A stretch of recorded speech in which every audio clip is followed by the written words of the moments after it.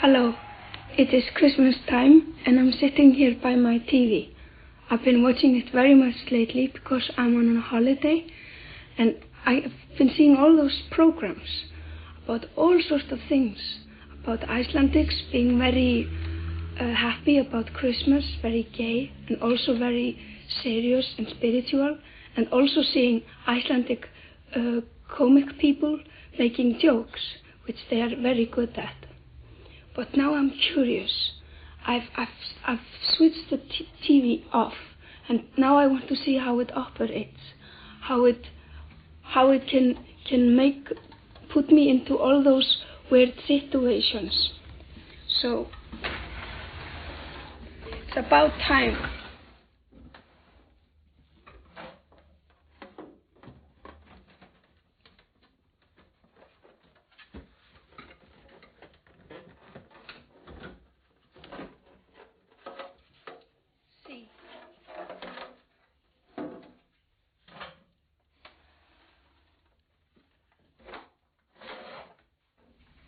This is what it looks like. Look at this. This looks like a city, like a little model of a city, and all the houses which are here, and streets. This is maybe an elevator to go up there. And here are all the wires. These wires, they really take care of all the electrons when they come through here. They take care of that. They are powerful enough to get all the way through here. I read that in a Danish book this morning. And this beautiful television has put me, like I said before, in all sorts of situations. I remember being very scared to it because an Icelandic poet told me that not like in cinemas where the thing that throws the picture from it just sends lights on the screen.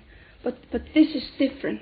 This is millions and millions of little screens who send a light on you, some sort of electrical light. I'm not really sure.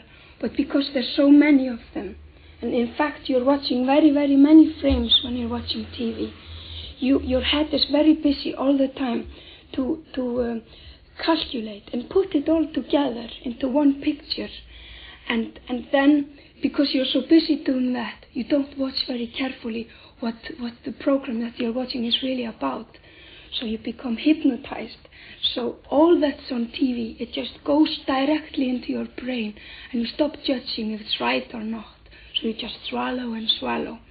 This is what an Icelandic poet told me once, and I became so scared to television that I always got headaches when I watched it. But then later on, when I got my Danish book on television, I stopped being afraid because I read the truth, and that's the scientific truth, which is much better. You shouldn't let poets lie to you. Yeah, I guess when you're as obsessed with music as I am, you kind of tend to kind of lock into the sort of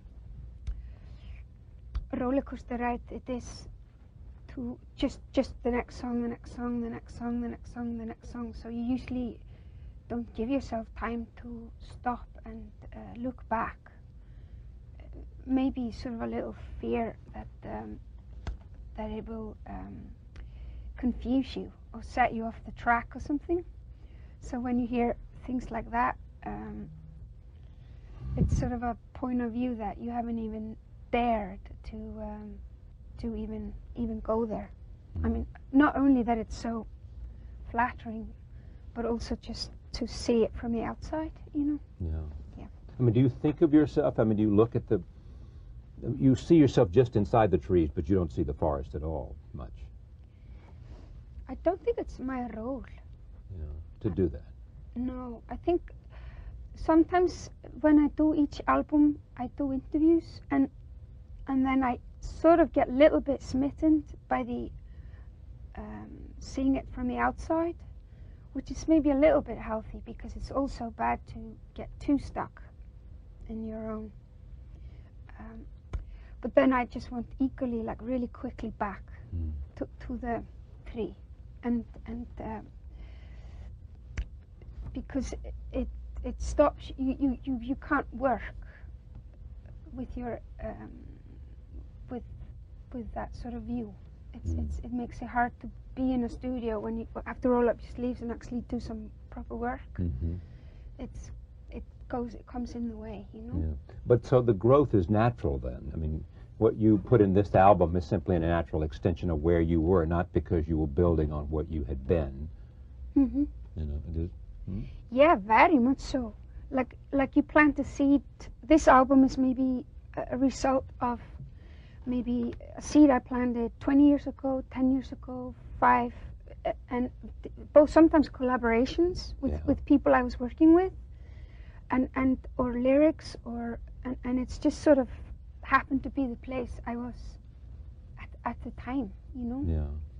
But you planted the seed 20 years ago or 10 years ago, and now you can see it as the flower or the tree or whatever. I guess so. I it's okay to get a little bit mushy, and a little bit, just a little, and see it. Okay, wow, you know, especially because it's 3 years ago since I started on this album. Yeah. So you sort of, but not too much, you know. It can be. It's a dangerous trap if you get too nostalgic.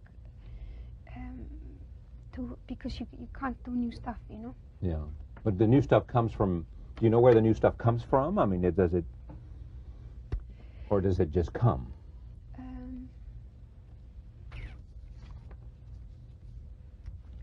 Well, it's on all sort of different levels, I guess. Part of me is very academic. Yeah. So there'll be like the sound collecting. Process, for example, is very academic, and you sit down and you collect. This is the kind of flavor, and you spend like hours and hours for months, even years, and until you have a library of the sound family you want for the beat. So that is kind of almost like being a librarian, you know. Classifying. Yeah, and then part of me is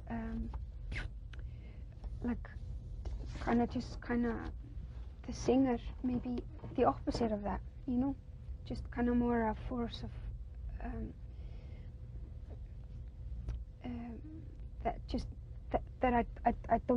I should be as know as little about that as possible, just be ready to document it, ready with a recorder when something happens. So yeah, it's and then sometimes there's fruits here, and then a year later there's fruits there, and you just have to sort of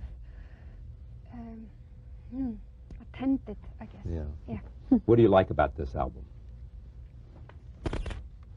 Define it for me. Tell me about it. I guess I managed to be truthful about a lot of things. I guess I'm even though I blow my own trumpet, quite proud of that. And I didn't compromise on a lot of things I could have. And a lot of things you wanted to say. Yeah, also just because I saw how the sound world of this album should be before I started doing it 3 years ago, and I stuck with it, explaining it to the engineers, explaining it to everybody, and right at the end when it was ready, people that were working with me would say, okay, now I get what you were talking about 3 years ago. So it's sort of yeah, I'm happy with that. But then again, a lot of things happen on this album that nobody could have planned. So like what? I guess that's maybe the more adventurous thing is kind of maybe the collaborations. Yeah, because as much as I can be disciplined with myself, I have no interest in controlling the collaborations, because if I would know exactly what I want, I would just do it myself, right? But you get people involved because you want surprises, you know. So most of all, you want surprises. You want somebody to take what you do and then sort of bounce it off and then create something that's even bigger and better and different and yeah, like more powerful. Yeah, something that you would never ever even have thought of, you know. So these things were quite magical. Yeah. My sense about you and reading and knowing a little bit about your music is that you have always been in love with sound, all kinds of sound. Yeah. Not lyrics, sound. Yeah. Right? Yeah. Tell me about that. I mean, all kinds of sound. Yeah, it's just the one most all-embracing, forgiving, understanding thing there is. Just in the full abstraction of it. It doesn't ask any questions. Yeah. And you don't have to explain yourself. And it's the one world where that can cover like all the emotional levels of you. I feel a lot, at least I'm the sort of person that when it comes to say something like language or just communicating on a daily basis, I feel like I'm trying to put an ocean through a straw. Yeah. And with music, because you feel so much, hear so much. Maybe just because I'm not very good at it, you know. But with music, it doesn't feel like that. And it's not only me making music; it's also listening to other people's music. That it's